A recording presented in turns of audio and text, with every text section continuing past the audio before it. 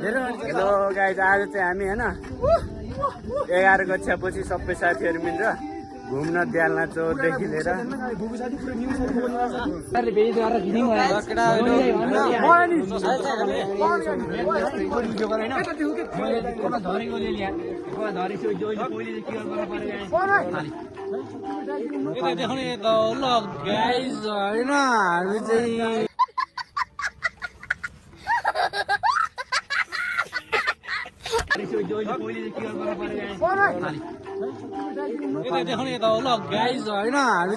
भिगावर जान लाग्यो कमलले चाहिँ।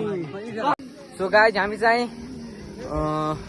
यो द्यालना र गोद्रेचौरको बिचमा चाहिँ हामी साथीभाइहरू होइन हामी चाहिँ आइसकेका छौँ होइन। गाइजहरू एकदम सुन्दरताले भरिपूर्ण अनि फलफुल सलफुल होइन मौसम सोसम एकदम राम्रो रहेछ गाइजहरू। यत्नको ठाउँ चाहिँ एकदम के होइन गर्मी पनि नै होइन गाइजहरू। चौतारी बखडा होइन त्यसपछि ल्याएर गुराँस काफल सब चाहिँ पाकेर चाहिँ यहाँ चाहिँ किसिम छ यार गाइजहरू। हामी अब गोद्रेचौर पुग्न लाग्यौँ गाइजहरू।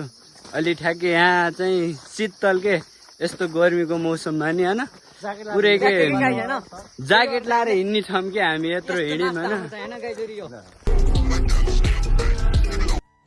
रुको जरा यो मासु छ होइन, यसमा चाहिँ मासु छ यसमा अनि डिउ छ अनि अरू त खाने। अहिले हामी खाएको पनि भिडियो गरेर यो चाहिँ बाटो भएन है, यो स्थानीय सरकारको ध्यान जाओस्।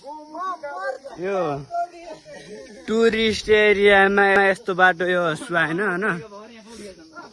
हामी यो बाटोले गर्दा चाहिँ म कुन्दिन चाहिँ यो बाटोमा डुबेर यो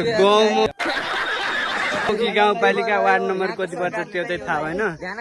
बाटोमा डुबेर यो गौमुखी गाउँपालिका वार्ड नम्बर कति पर्छ त्यो चाहिँ थाहा भएन।